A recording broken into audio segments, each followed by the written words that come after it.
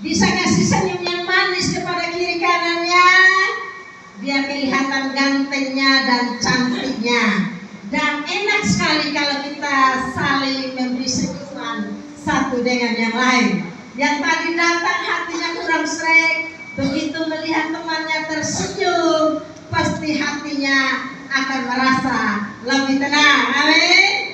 Haleluya. Seperti biasa saya harus tanya kabar saudara pada sore hari ini. Apa kabar? Apa kabar? Ya, sepertinya rutinitas bagi saya untuk bertanya bagaimana kabar saudara. Sebab kita perlu tahu bahwa tidak semua orang yang sedang duduk di dalam ruang gereja itu bahwa dia terlepas dari yang namanya masalah. Amin. Masalah mungkin tetap ada, air mata mungkin tetap berlinang, tetapi ketika kita sungguh-sungguh berjalan bersama dengan Tuhan, akan berbeda cara kita mengatasi masalah. Amin. Sebab sekalipun kita ketemu persoalan, kita percaya bahwa Tuhan pasti memberikan jalan keluar. Haleluya. Kita akan sama-sama membuka firman Tuhan pada sore hari ini. Tadi satu ayat tadi pagi sudah disinggung oleh Pak Pendeta Ishak untuk kita, tetapi saya tetap membawakan firman itu oleh karena saya sudah siapkan firman itu dari kemarin, saudara. Mazmur 133 ayatnya yang pertama sampai ayatnya yang ketiga. Sudah dari beberapa hari lalu firman ini terngiang di dalam hati saya, dan sampai kemarin saya mempersiapkannya untuk kita sama-sama share pada sore hari ini. Ya, kita akan membacanya seperti biasa. Saya baca ayatnya yang pertama. Mohon kesediaan saudaraku sekalian di ayatnya yang kedua dan di ayatnya yang ketiga kita akan sama-sama. Nyanyian Ziarah Daud. Sungguh alangkah baiknya dan indahnya apabila saudara-saudara diam bersama dengan rukun. Ayat 2.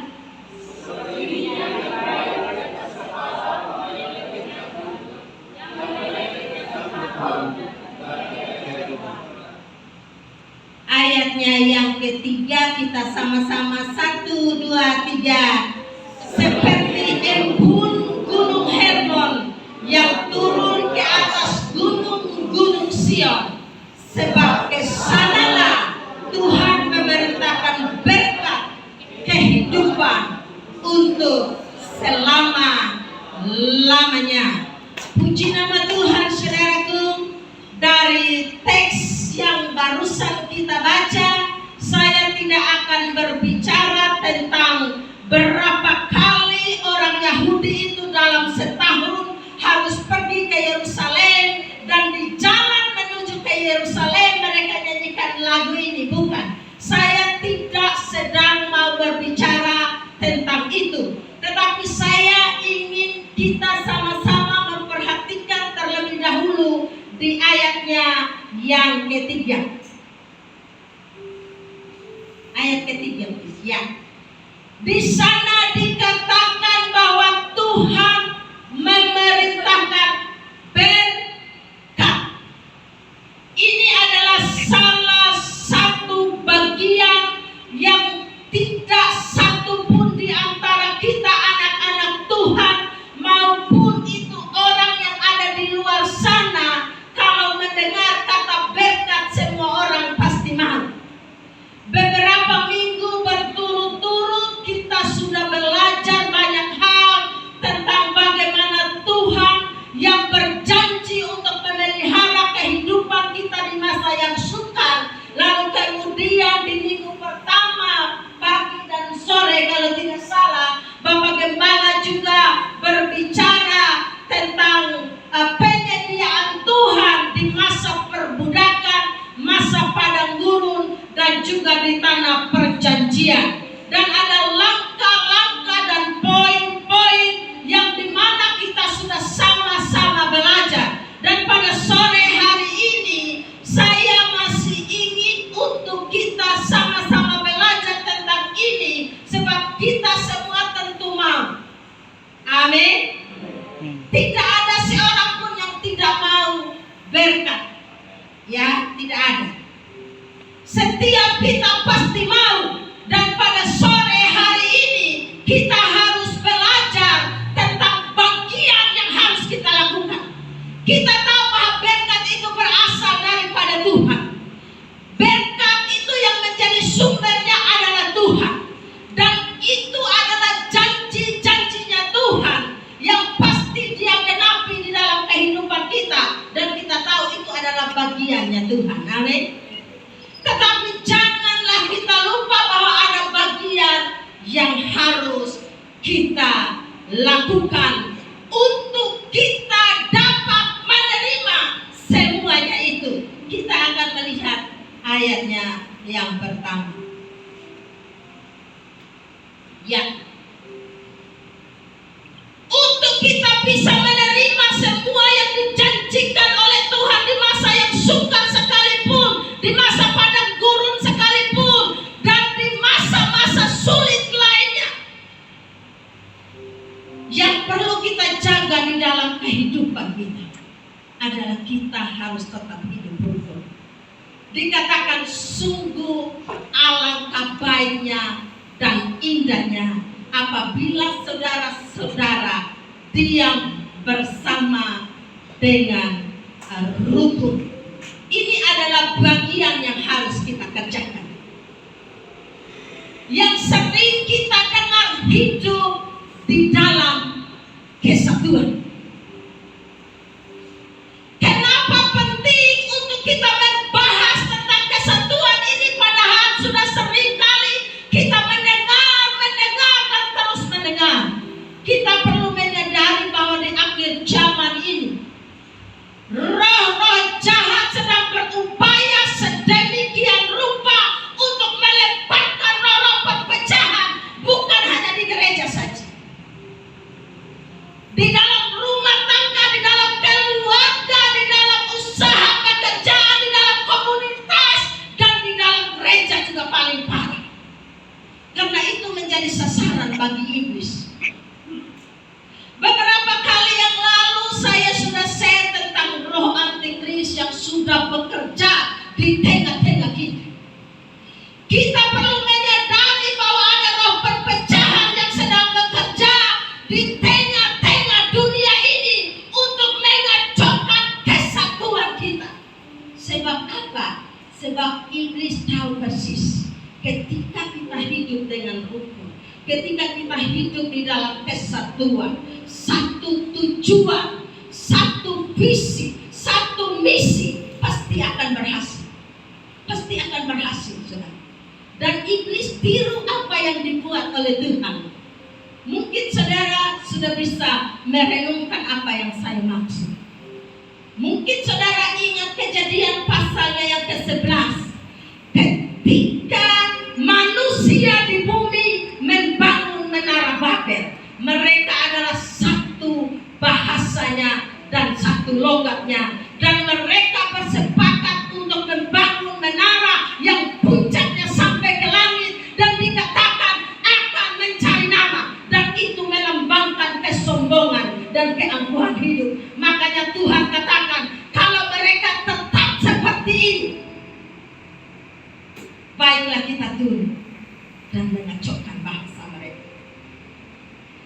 Iblis tahu juga itu, saudara. Itu sebabnya iblis berusaha bekerja dengan roh perpecahan di tengah-tengah gereja, di tengah-tengah keluarga. Tadi sepulang dari gereja tadi pagi, kami masih antar anak-anak Tuhan ke Habibeko. Begitu setelah kami drop mereka, kami pulang. Dalam perjalanan pulang di mobil saya dapat telepon. Seseorang itu telepon, "Mami, kami punya rumah tangga sudah beberapa minggu ini kami tidak baku omong." Suaminya bilang, "Saya sudah berusaha dengan cara saya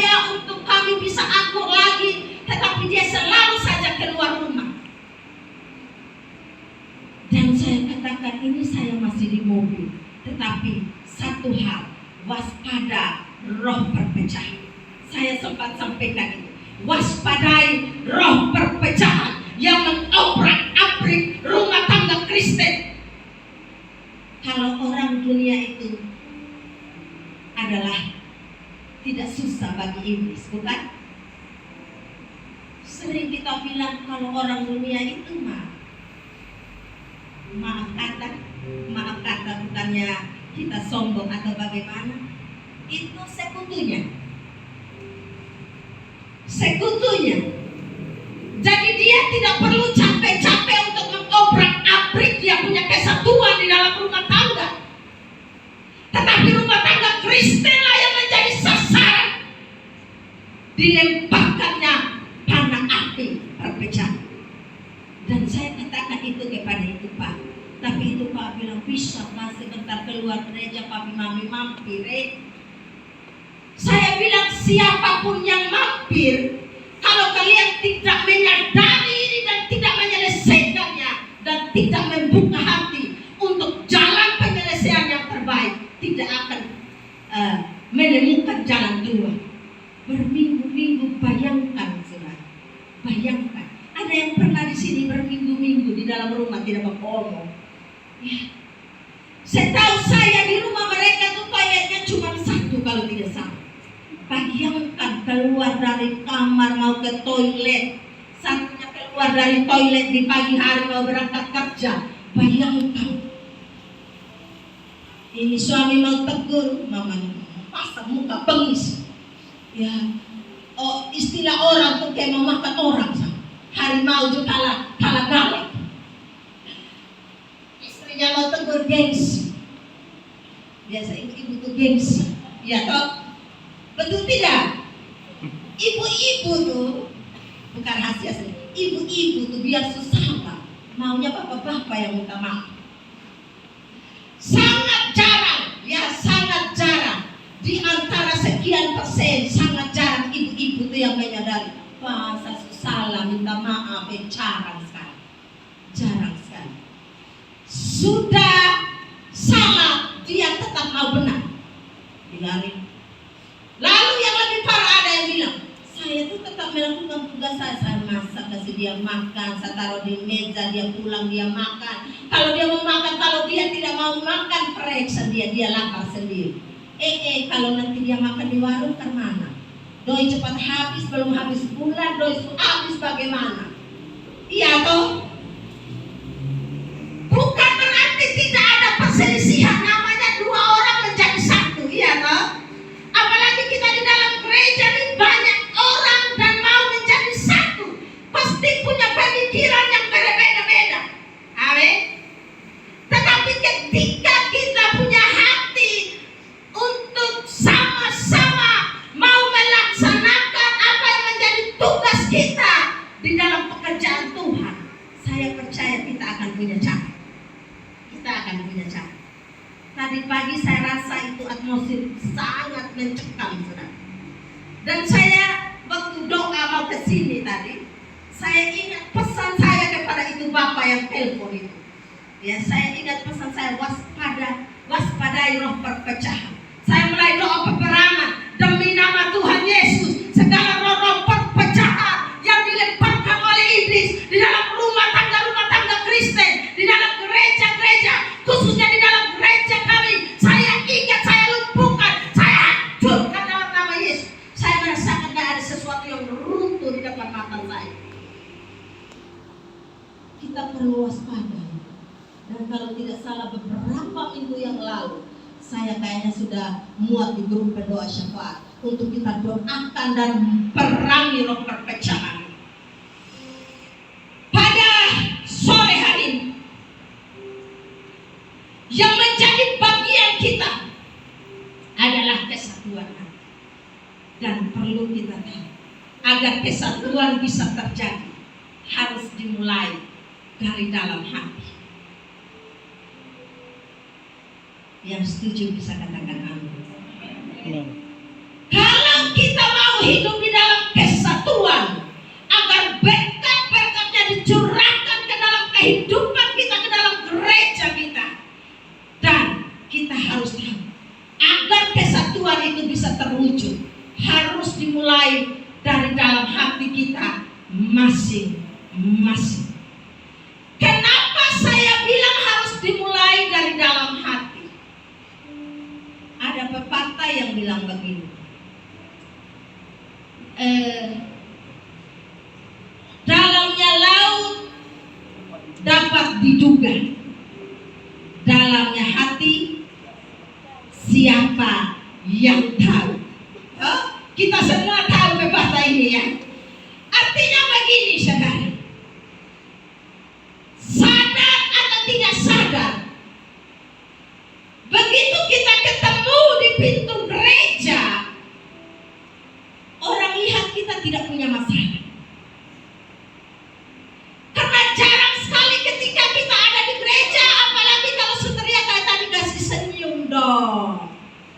Ya, kalau yang peka lihat senyumnya kok penuh beban ya. Ya, saya yang biasanya lancar. Ya. Saya biasa kalau lihat orang senyum sudah berat sekali. Kadang-kadang pulang saya atau nanti kenapa tadi senyum berat sekali? Nah, ada masalah apa? Tidak. Bilang tidaknya pun sudah itu apa? Ekspresi tubuhnya sudah lain, kayak dalam tekanan. Perlu hal-hal seperti ini, saudara. Ketika kita ketemu di gereja, mungkin kita bilang baik saja, tapi di dalam hati ini dongkol. Ya. Kalau pendoa syafaat aman dulu di pojok. Kalau saudara jengkel dengan pendoa syafaat, masuk dari pintu, tidak usah toleh ke belakang, supaya jangan lihat muka pendoa syafaat, supaya jangan dongkol. Tetapi kalau dongkol dengan asyir itu yang parah, masuk ke dalam gereja, melangkahkan kaki ke sini pun sudah berat. Karena tadi sudah dongkol masuknya, melangkahkan kaki berat. Begitu pujian sekalipun semangat, kita tidak ada daya. Begitu firman disampaikan, yang lain amin. Apaan amin? Pulang tidak dapat apa-apa, sama saja. Padahal harapan kita yang tadinya kita datang dengan masalah, datang di gereja, kasih tinggal sudah di sini dan pulang dengan membawa damai sejahtera. Amin. Harusnya demikian. Dan itu harus dari hati kita. Tidak bisa kita bilang gara-gara itu asyir. Mohon maaf asyir, ini hanya contoh. Mohon maaf. Gara-gara itu asyir tadi itu, aduh itu tuh tadi pimpin pujian sudah bagus. Saya tadi mau menari, tapi saya karena lihat muka itu asyir tidak jadi. Saya mau tanya siapa yang rugi? Siapa yang rugi? Tolong jawab dong. Diri sendiri yang rugi. Itu asyir barangkali tidak tahu bahwa kita sedang dongkol. Tahu? Mungkin dia tidak tahu, tapi kitanya sendiri. Itu sebabnya segala sesuatu yang baik itu harus dimulai dari dalam hati kita. Ada hal-hal yang bikin kita tidak puas. Ada hal-hal yang mungkin mengecewakan kita. Saya tidak bilang tidak boleh tersinggung. Tersinggung itu umum saya rasa. Ya, semua orang bisa saja tersinggung. Karena apa? Karena dia masih hidup. Tetapi jangan sampai kita dikuasai oleh ketersinggungan itu. Kita sendiri rugi. Mau senyum tidak bisa, mau sembahyang tidak bisa, mau menyanyi apa lagi tidak bisa. Semua tergantung dari hati kita. Kalau di dalam hati tidak beres, akan sulit kita bisa bersatu dengan orang lain. Dan yang paling parah, salah dengan si A, dia juga mencuri garis B. Sama-sama. Apalagi kalau salah dengan pelayan, sama-sama. Pelayan itu begitu. Saudara mungkin jarang dengar kata-kata seperti ini. Saya sering dengar. Ya, kadang ada yang curhat. Sama sih. Tapi saya merugi sendiri. Mungkin dia tak salah kata, dia tidak sadar. Terus dia tidak tahu apa-apa. Lunya yang sensitif, lu simpan di dalam hati. Lu sendiri rugi. Dan sering saya ganggu, lu pegang terus itu. Kalau Tuhan datang sekarang kemana? Ya, kita yang sama-sama duduk, yang lain sudah terangkat, kita tinggal, kita masih sakit hati.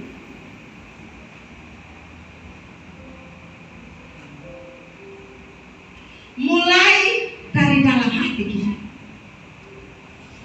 Kita pupuk dari dalam hati kita ini. Kadang-kadang susah untuk kita mengasihi orang yang tidak suka dengan kita. Kita lebih peka melihat orang yang tidak suka dengan kita. Dia kalau lihat pakai ekor mata, kita curiga.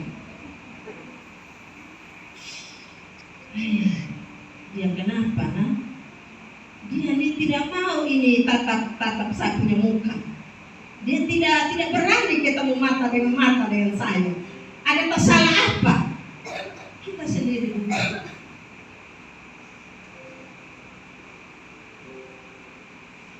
Dan kalau kita memulai dari hati kita, sebuah pekerjaan tanpa disuruh, tanpa dikomando, tanpa dipaksa, pasti kita akan bisa kerjakan dengan segenap hati. Kita akan lihat dulu Keluaran pasal 17.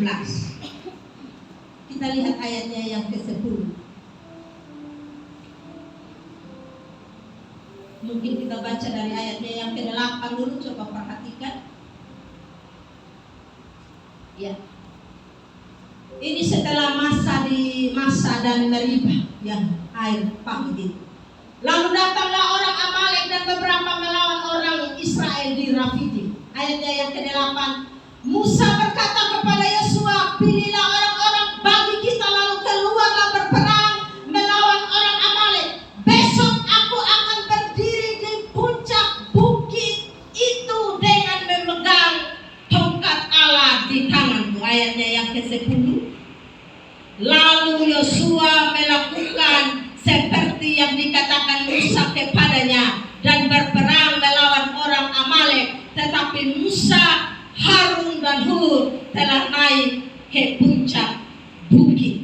Ya, yang menjadi perhatian kita ialah Harun dan Hur. Tadi saya coba cari, adakah ajakan, atau mungkin karena saya lewat, ya, adakah ajakan daripada Musa begini, Yosua, kau pilih orang-orang dan pergi berperang. Aku, Harun dan Hur akan naik ke bukit. Dia hanya bilang aku. Mana tadi? Ayat 9 kok. Coba ayat 9 saya.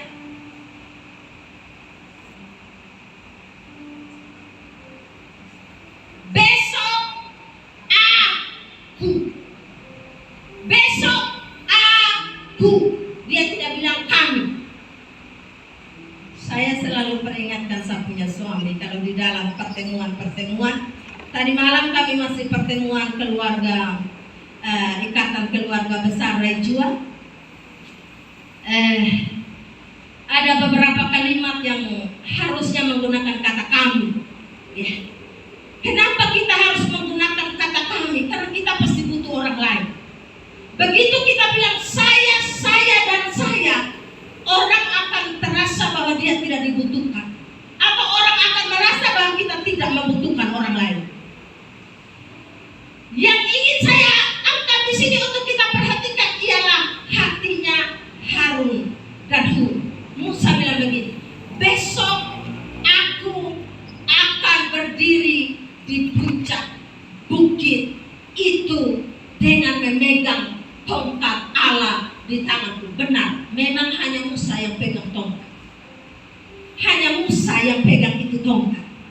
Tetapi Harun dan Hur ikut naik ke sana. Karena di ayat selanjutnya kalau